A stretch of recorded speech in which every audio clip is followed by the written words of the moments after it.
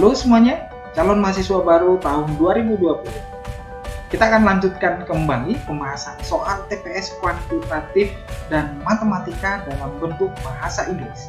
Ini adalah video yang keempat. Buat teman-teman yang belum menonton video yang pertama, kedua, dan yang ketiga, saya sarankan segera ditonton supaya teman-teman bisa mendapatkan perbendaharaan kata-kata atau kosakata tentang matematika ya, yang berkaitan dengan matematika dan kuantitatifnya di sini, supaya pada saat ketika tahun 2020 teman-teman tidak kewalahan lagi menjawab soalnya, karena konsepnya sesungguhnya matematika atau kuantitatif ini kalau logika berpikir dan penalaran atau konsep aljabarnya itu sama saja ya. Nah, yang penting teman-teman kosakatanya bisa lebih banyak untuk menjawab soal-soal seperti ini. Oke, untuk menyingkat waktu, kita perhatikan yang nomor 1.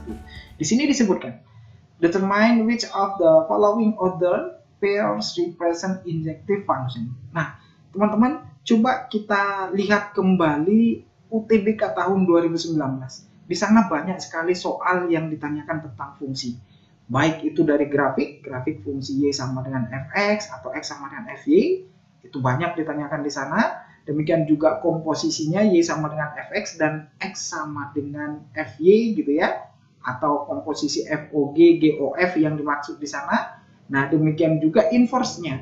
Nah, ini perlu kita jaga karena ini belum ditanyakan ya. Mana tahu nanti di UTBK tahun 2020 ini malah yang ditanyakan ya, yang belum pernah ditanyakan di UTBK tahun 2019 kemarin, yaitu tentang jenis fungsinya. Nah, jenis fungsi itu ada nanti yang subjektif, ada injektif, dan ada yang bijektif ya. Nah, di sini disebutkan ada fungsi subjektif. Teman-teman harus tahu kalau dikatakan fungsi subjektif atau fungsi onto, fungsi kepada ya, ini dikatakan fungsi subjektif apabila ya setiap anggota daerah asal menghasilkan anggota daerah hasil yang sama dengan anggota daerah kawanan, atau maksudnya seperti ini supaya lebih jelas. Semua anggota daerah kodomain itu terpasangkan ya. Nah, itu aja intinya. Nah, kemudian yang kedua, fungsi injektif atau fungsi satu-satu, yaitu apabila daerah hasil atau kodomain itu yaitu yang berbeda untuk daerah domainnya ya. Jadi setiap daerah domain mempunyai daerah hasil atau kawanannya yang berbeda. Nah, kemudian yang berikut dikatakan fungsi bijektif atau fungsi korespondensi satu-satu ya, yang paling sering disebutkan dengan korespondensi satu-satu. Apabila fungsi subjektif, fungsi itu disebut subjektif dan juga merupakan injektif. Nah, supaya lebih paham lagi, saya akan peragakan dalam bentuk diagram berikut ini ya. Saya buatkan dalam bentuk diagram bagan, yaitu yang pertama kita akan melihat yang dimaksud dengan fungsi subjektif ya. Syarat tadi daripada fungsi subjektif, semua anggota daerah kawanan itu harus terpetakan. Saya misalkan seperti ini, ada anggotanya itu, saya misalkan ada sebanyak 4 ya. Nah, dan daerah asalnya juga ada sebanyak 4 ya. Nah, kita misalkan domainnya A, B, C, D, daerah hasilnya 1, 2, 3, dan 4. Nah, semua anggota domain mendapatkan hasil ya, teman atau pasangan di daerah kodomainnya ya. Nah, saya misalkan contohnya dari B ke 3 itu nggak ngaruh ya. Nah, kalau saya misalkan dari B ke 3 ya, misalnya seperti ini, kemudian dari C ke 2, kemudian dari D ke 4. Nah, jadi kalau kita lihat di sini, semua daerah hasilnya kodomain ini terpetakan ya. Nah, karena fungsi itu ya, sebenarnya kalaupun contohnya daerah anggota si B ini, saya misalkan B kedua dan C juga kedua, ini juga dikatakan fungsi ya. Ini juga dikatakan fungsi, tapi ini tidak terpasangkan. Maka ini tidak dikatakan fungsi subjektif. Nah, jadi kalau dikatakan fungsi subjektif tadi, nah, semua anggotanya itu harus terpasangkan. Nah, jadi kalau contohnya saya kurangin anggotanya seperti ini jadinya yang ketiga, maka ini juga dikatakan fungsi surjektif ya, ini surjektif. Nah, kemudian yang berikut ada yang dikatakan dengan fungsi injektif. Nah, apa yang dimaksud dengan fungsi injektif? Nah, seperti ini tadi, ini tidak merupakan fungsi injektif. Kenapa? Karena yang namanya fungsi injektif itu pasangannya itu semuanya harus berbeda. Ya, saya misalkan 1, 2, 3, 4. Nah, sama. Ya, 4 juga nih anggotanya. Kita misalkan 1, 2, 3, 4. Nah, jadi A, B, C, D domainnya 1, 2, 3, 4 kodomainnya. Nah, contohnya dari D ke 3, dari C ke 4. Ya kan? Berbeda. Hasilnya di sini harus berbeda. Dari B ke 1 contohnya, dari A ke 2. Jadi nggak ada yang mempunyai pasangan yang sama di sini. Ya. Nah, ini tidak merupakan pasangan yang sama. Nah, kalau surjektif tadi boleh. Pasangannya ada yang sama di sini. Ya kan? Nah, ini namanya injektif, ya. Nah, kemudian ada yang dikatakan dengan fungsi bijektif. Fungsi bijektif itu berarti dua-duanya ini.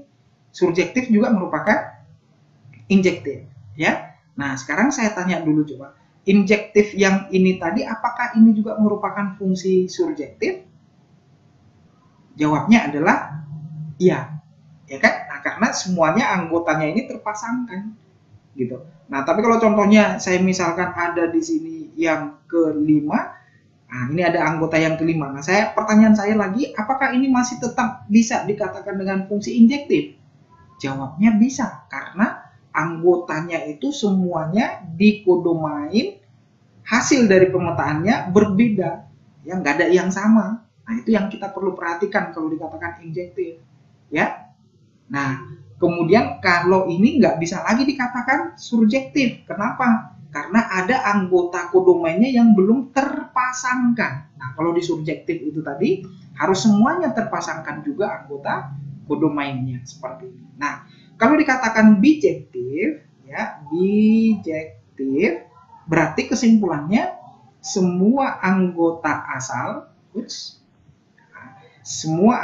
asalnya ini mempunyai pasangan di daerah hasilnya. Jadi contohnya kalau ini A, B, C, D.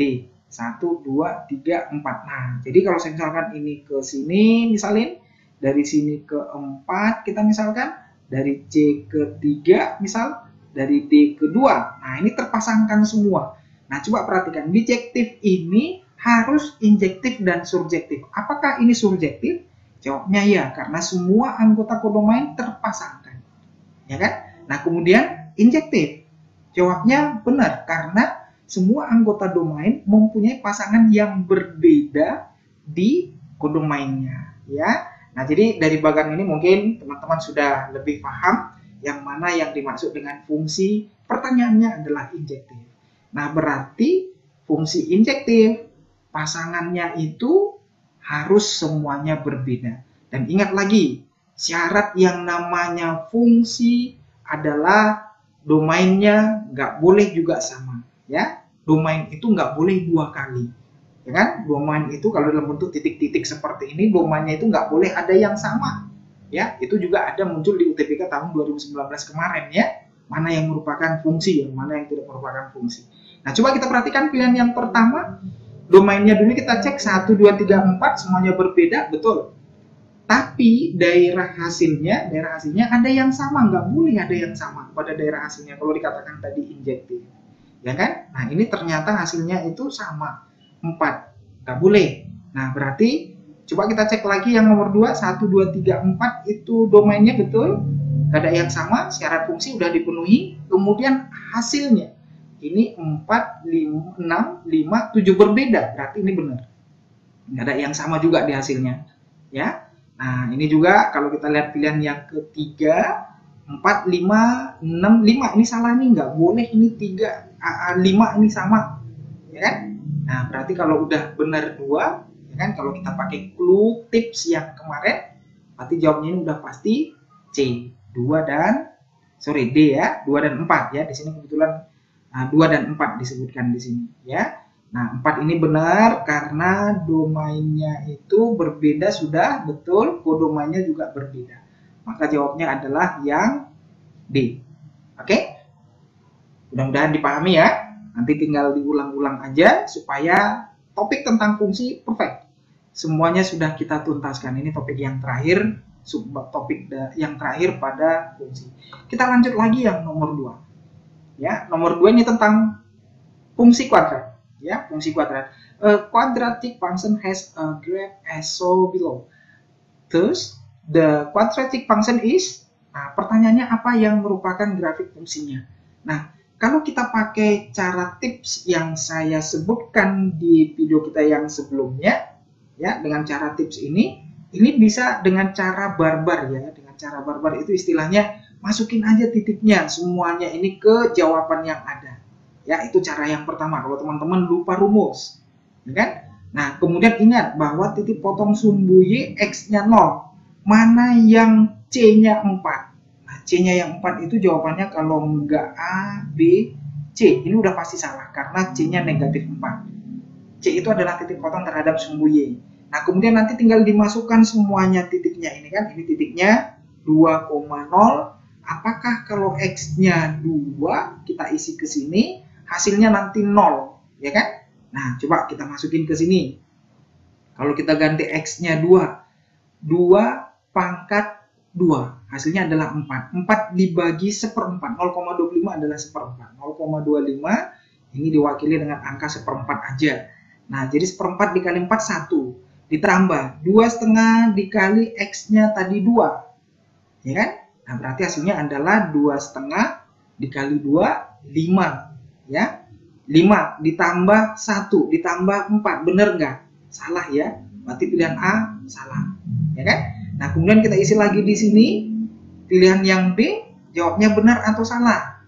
Kita isi X-nya 2 pangkat 2, 4 dikali 1/4, 1, ini tinggal 1. Kemudian 1 dikurang, 2,5 dikali 2, negatif 5. 1 ditambah 4, jawabnya 5 dikurang 5, benar, ya kan? Nah, kalau ini benar, nanti kita cek lagi yang titik 8,0. Nah, tapi kita lihat lagi langsung ke jawaban C. Masukkan titik ini karena mudah dimasukkan.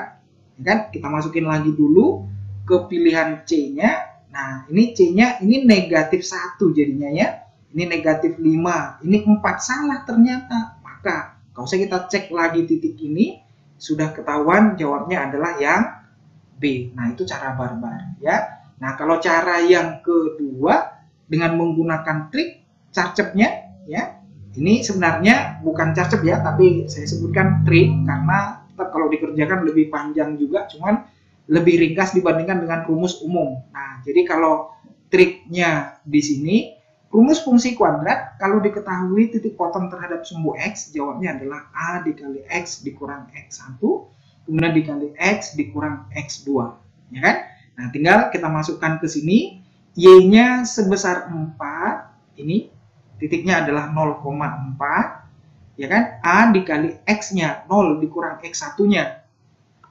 Ya, X1-nya adalah 2, kemudian 0 dikurang X2-nya adalah 8. Nah, berarti 4 sama dengan A dikali negatif, kali negatif jadi positif 16, ya. Ini kan negatif 2, ini negatif 8, jadi positif 16. Dapatlah nilai A-nya sama dengan 4. Nah, kemudian pengerjaan yang kedua, A-nya sudah ketemu, maka kita kembalikan ke rumus fungsinya, Y sama dengan X, ini A-nya bukan 4 ya, tapi 4 bagi 16, jadinya 1/4. Nah, ini berarti fungsinya 1/4 dikali X dikurang 2 dikali dengan X dikurang 8. Nah, hasilnya adalah 1/4 X kuadrat dikurang ini 10X, ini tambah 16, ya kan? Nah, berarti hasilnya adalah 1/4 X kuadrat dikurang, ya, 1/4 X kuadrat dikurang 10/4 X ditambah 4. Nah, jawabnya adalah yang B. Nah, kira-kira seperti itu. Jadi boleh pakai trik, boleh pakai cara substitusi, ya. Triknya, rumusnya yang dihafal, ya kan? Nah, kalau cara substitusi, masukin titik-titiknya. Oke, yang berikut, yang ketiga, ya. Soal yang ketiga, di sini disebutkan the parabola and the straight line, garis lurus, intersect at point 4.18. Another intersection point is. Nah, pertanyaannya adalah tentukanlah titik yang lain dari titik potong, garis, dan parabola. Ya. Nah, yang pertama teman-teman harus ingat bahwa setiap ada yang namanya titik ya dilalui oleh garis atau kurva, maka titik itu mewakili X, Y. Jadi cukup kita masukkan X-nya 4, Y-nya 18 akan memenuhi pada persamaan garis atau kurvanya.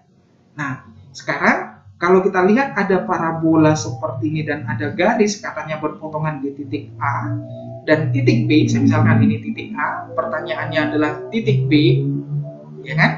Nah, jadi titik A ini tadi sudah diketahui koordinatnya 4,18, bisa kita masukkan ke persamaan garis, ya kan? Garisnya yang ini tadi bisa kita masukin ke sini mewakili X dan Y-nya, ya. Nah, tentunya Y-nya 18, kalau X-nya 4, maka M kali 4, 4M, kemudian ditambah 2, ya kan? Nah, berarti 4M sama dengan 18 dikurang 2. 4M sama dengan 16, berarti M-nya sama dengan 4, ya. M-nya sama dengan 4. Nah, kemudian yang kedua, setiap yang namanya hubungan antara garis dan parabola, maka Y parabola sama dengan atau dikurangkan langsung boleh Y garis ini sama dengan 0. Nah, itu konsepnya. Setiap yang namanya garis dan parabola hubungannya itu harus kita samakan terlebih dahulu. Nah, berarti X kuadrat ditambah 3X dikurang 10 samakan dengan Y garisnya. MX tambah 2. M-nya tadi udah dapat 4. 4X tambah 2. Pindah ruas. X kuadrat ditambah 3X dikurang 4X, berarti ini langsung jadinya kurang X, ya, dikurang X. Nah, kurang X, kemudian dikurang 10 dikurang 2, berarti kurang 12. Ini sama dengan 0.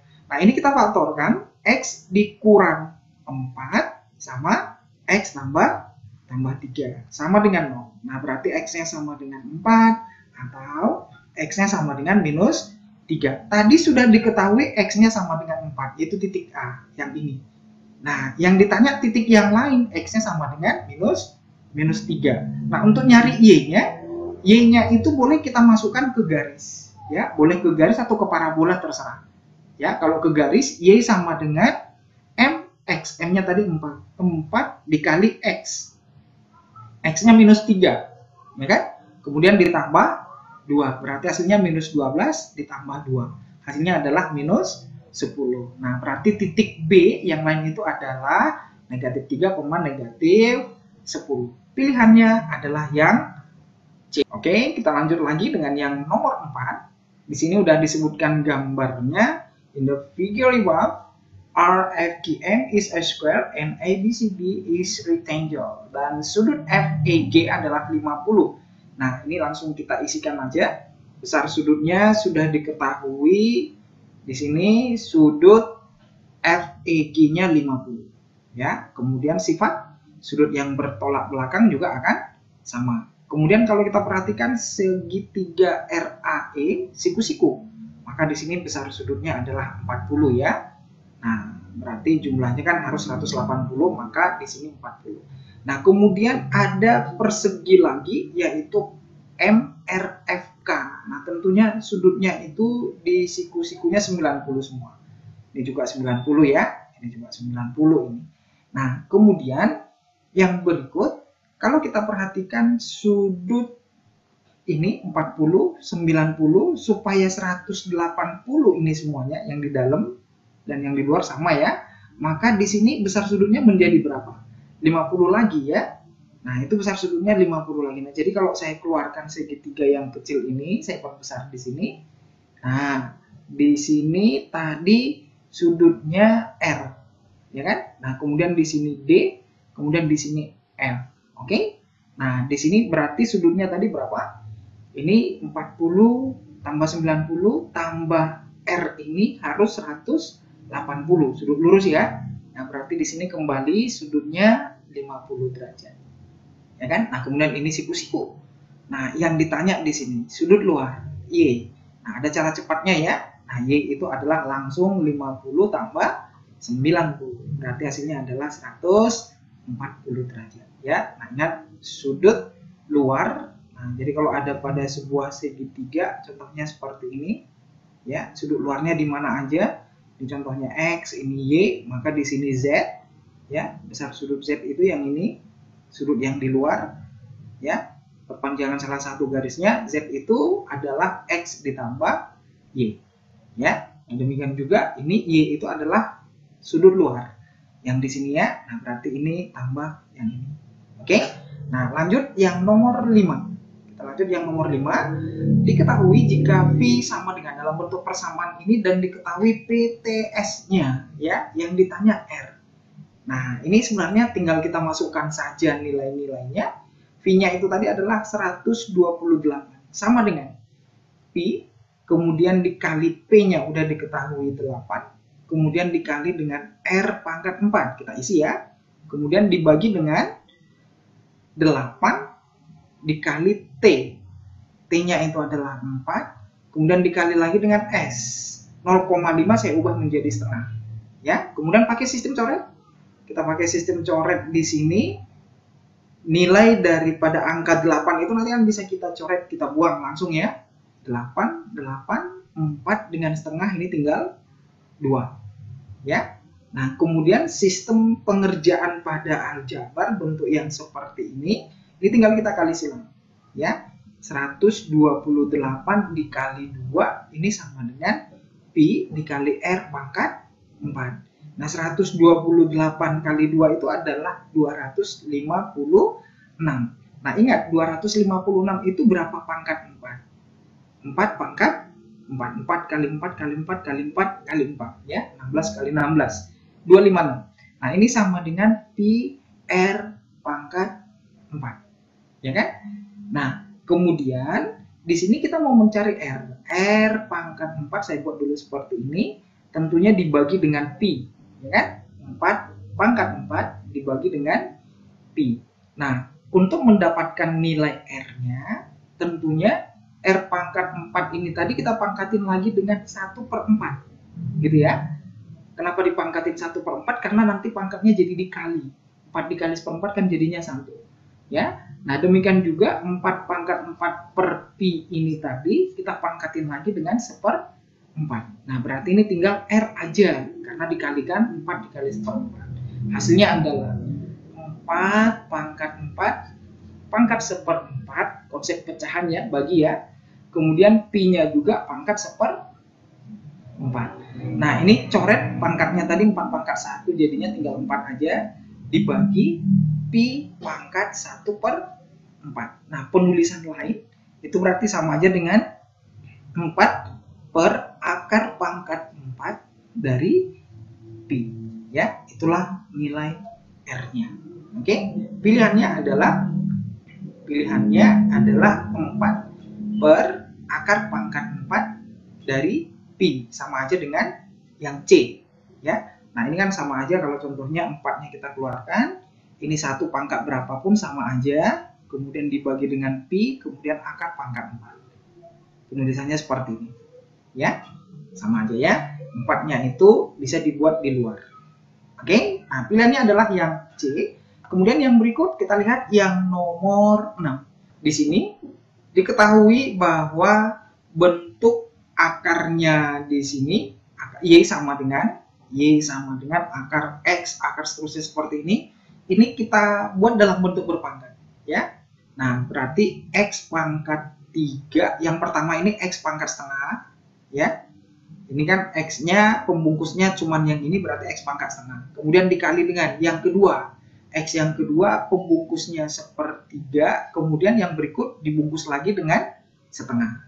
Ya, kemudian yang ketiga yang ini X-nya pembungkusnya setengah, kemudian pembungkusnya lagi 1/3, baru pembungkus lagi dengan setengah. Ya, jadi dia dibungkus akar yang ini, kemudian akar pangkat 3 ini 1/3, baru dibungkus lagi dengan ini. Nah, itulah yang terakhir ini. Ya.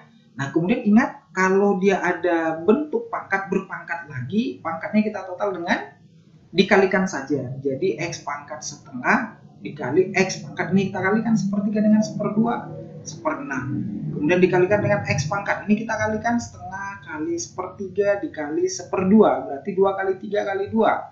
1/12. Nah, kemudian kalau ada perkalian seperti ini, berarti ini X pangkatnya itu kita tambah setengah, tambah 1/6, tambah 1/12 ya. Nah, berarti ini X-nya pangkat berapa ini bisa kita buat jadi per 12 ya.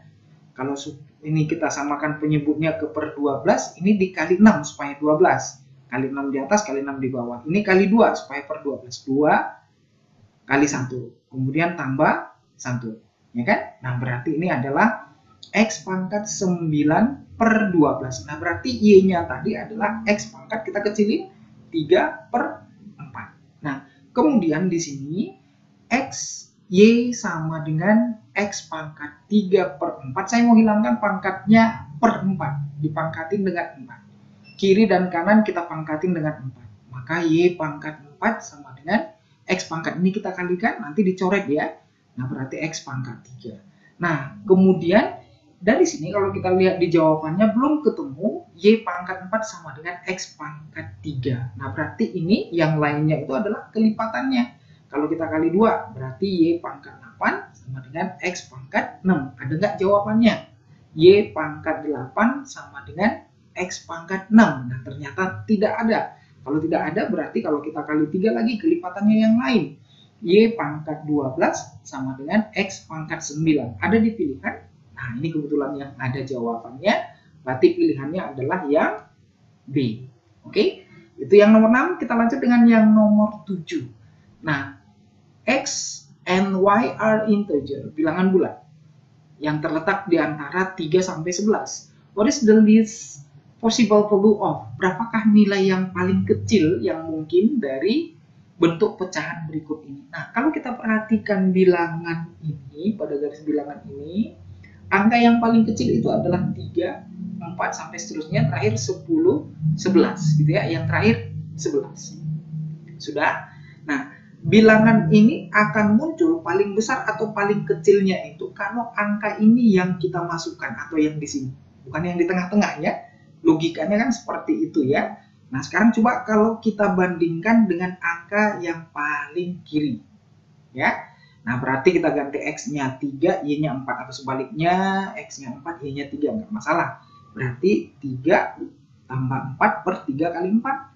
12 ya. Berarti 7/12. Kita akan bandingkan lagi dengan kalau kita isi X dan Y-nya 10 dan 11. Berarti 10 tambah 11 per 10 kali 11. Berarti hasilnya adalah 21/110. Nah, tinggal ini kita bandingkan. Mana yang paling kecil? 7/12 dengan 21/110. Mana yang paling kecil? Ya kan? Nah, caranya itu untuk membandingkan dua buah pecahan mana yang paling kecil atau yang paling besar. Ini cukup kita pakai konsep kali silang. 7 dikali 110 apakah lebih kecil atau lebih besar dari 21 dikali 12? Ya kan? Nah, ternyata hasilnya ini 770 dan ini 12 kali 21. Ini 210 tambah 42 ya. 252. Ya kan? Nah, 252 itu lebih kecil, ya kan? Ya, 252 lebih kecil dan angka 770 lebih besar. Nah, jadi maksudnya di sini ini lebih besar, ya. Nah, jadi bilangan ini lebih besar. Nah, yang ditanya manakah yang lebih kecil? Jawabnya yang lebih kecil itu adalah 21/110. Ya, 21/110. Pilihannya adalah yang C. Oke? Nah, itu yang nomor 7. Kita lanjut lagi dengan yang nomor 8. Nah, yang nomor 8 di sini pertanyaannya itu adalah in the subtraction example so, dalam bentuk pengurangan dari bentuk contoh pengurangan di bawah ini, segitiga dan persegi ini adalah mewakili sebuah bilangan positif. Berapakah angka yang berbentuk persegi, ya? Berapa angkanya yang tepat kita isikan di sana, itu pertanyaannya, ya. Nah, sekarang ini jangan dikerjakan dengan cara coba-coba ya, substitusi karena ini akan menjadi lebih panjang jadinya. Tapi kalau kita ambil logikanya dari angka yang di tengah ya, angka yang di tengah, 1 dikurang 4 nggak bisa ya, logikanya di situ. 1 kurang 4 nggak bisa, berarti nanti akan meminjam ya. Nah, akan meminjam dari sini kemari 1 ya kan. Nah, pada saat dia meminjam dari sini, maka muncullah angkanya nanti di sini boleh 11, boleh jadinya 10. Kapan dia terjadi 10 di sini? Kalau contohnya yang ini juga kotak yang ini minjam lagi dari sini. Ya kan, kalau dia minjam lagi di sini. Ya kan? Nah, kalau dia minjam lagi kan di sini jadinya nanti 10 karena ini enggak 11 lagi kalau pinjam dari sini. Kan minjam itu kan 10 ya. 10 tambah 1 kan 11. Nah, tapi kalau udah dipinjam tadi sebelumnya di sini jadinya kan 0 di sini. Ya kan, dipinjam 1 dari sini jadinya 10. Nah, kita anggap angkanya itu dia minjem lagi dari sini. Dari sini minjem. Nah, berarti ini jadinya angkanya 10. Ya. 10 dikurang 4 adalah 6. Nah, kita misalkan kotaknya itu adalah angka 6. Sorry, segitiganya. Kalau contohnya segitiga ini adalah angka 6 ya, angka 6. Maka semuanya angka yang lain itu kita isi dengan angka 6 ya. Ini kita buat 6. Nah, berarti ini juga 6, ini juga 6 berarti kan? Nah, kemudian karena dipinjam tadinya 1 oleh puluhan itu tadi dari angka 6, dari angka ratusannya, maka di sini jadinya 5. Ya kan? Karena dipinjam 1 ke sini jadinya 10 tadi kan? Nah, jadi 5. 5 dikurang berapa supaya hasilnya 3? Jawabnya adalah 2. Maka kotaknya itu menjadi angka 2. Ya, jadi kotaknya adalah angka 2. Nah, yang ditanya adalah kotaknya 2. Ya kan? Nah, kira-kira seperti itu. Nah, mungkin nggak di sini angkanya 11? Ya, nanti untuk yang angka 11 teman-teman coba kerjakan apakah dia mungkin di sini 11 atau tidak. Ya, nah jadi kalau dia minjam yang di kiri, yang paling pinggir sebelah kanan, kemudian minjam lagi yang di tengah, maka jawabnya adalah 2. Ya, nah, kira-kira seperti itu cara mengerjakan bentuk soal yang seperti ini. Oke, kita lanjut dengan yang nomor 9. Pada gambar yang ditunjukkan di bawah ini, ya, luas daripada lingkaran, ya, luas daripada lingkaran itu adalah 25 pi, ya. Nah, sekarang langsung kita mainkan dari rumus luas lingkaran. Apa rumus luas lingkaran? Rumus luas lingkaran adalah pi r kuadrat. Pi r kuadrat dikasih tahu di soal adalah 25 pi ya. Ini 25 pi. Oke? Nah, kemudian dari sini dapat R-nya ya. 25 pi, pi-nya kan ini bisa kita coret. Berarti R kuadrat sama dengan 25, R-nya adalah 5. Nah, R itu yang mana? Dari sini kemari R, dan dari sini ke sini juga R. Ya, 5. Nah, kemudian ini adalah persegi. Ya kan? Ini adalah persegi. Nah, kemudian kalau kita perhatikan pada persegi, ya, ini pada persegi. Nah, kita pakai rumus konsep Pitagoras. Ya. Nah, di sini diketahui panjangnya 5. Ini adalah X, ini adalah Y. Di mana X dan Y itu sama, panjangnya itu sama. Nah, maka kita pakai rumusnya 5 kuadrat sama dengan A kuadrat tambah A kuadrat. Nah, berarti hasilnya 25 sama dengan 2A kuadrat. Nah, berarti A kuadrat sama dengan 25 per 2. A-nya sama dengan akar, ya. Akar 25 per 2. Berarti akar 25 per akar 2. Ini akar 25, 5 per akar. Nah, kemudian ini kita rasionalkan ya. Untuk mendapatkan nilai A-nya, berarti sama-sama kita kali akar 2. Maka jawabnya adalah 5 per 2 akar 2. Ya, 5 per 2 akar 2. Itulah nilai A, di mana nilai A sama dengan X sama dengan Y. Berarti 5 per 2 akar 2. X, Y. Jawabnya adalah yang B. Nah, kemudian kita lanjut dengan yang nomor 10. MDRS adalah persegi square and the shaded region are two semicircle, ya, semicircle. What is the ratio of the unshaded area to the area of the square? Jadi perbandingan atau rasio dari daerah yang tidak diarsir dengan persegi, ya. Nah, sekarang kalau kita perhatikan dari gambarnya, ya, jari-jari lingkarannya itu adalah setengah daripada panjang sisi. Ini kan jari-jari. Nah, kemudian dari sini kemari juga adalah jari-jari. Sehingga panjang sisi dari perseginya ini adalah 2 kali jari-jari. Nah, setengah lingkaran ditambah setengah lingkaran, nah itu berarti jadinya 1 lingkaran. Nah, sekarang kita cari terlebih dahulu luas daripada lingkaran, ya. Luas lingkaran adalah pi r kuadrat. Nah, kemudian luas dari persegi. Luas perseginya adalah sisi dikali sisi. Sisinya adalah 2R. Nah, berarti 2R dikali dengan 2R. Berarti hasilnya adalah 4R kuadrat. Nah, kemudian luas yang tidak diarsir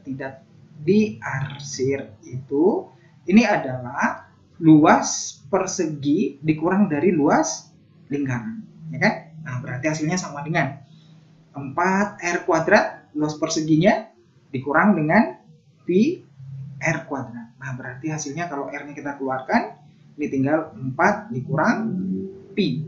Nah, kemudian rasionya, pertanyaannya adalah rasio tadi, ya.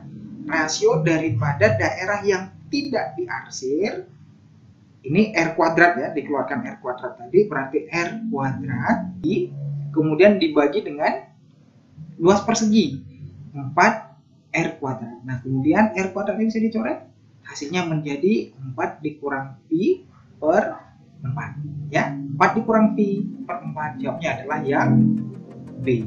Oke, yang berikut ini soal latihan, ya, tugas buat teman-teman supaya latihan di rumah. Setelah menonton video ini, kalian harus latihan supaya terbiasa, ya, terbiasa. Nah, di sini ada soalnya. Kalian nanti coba kerjakan, yang sudah dapat jawabnya bisa sebutkan di kolom komen di bawah.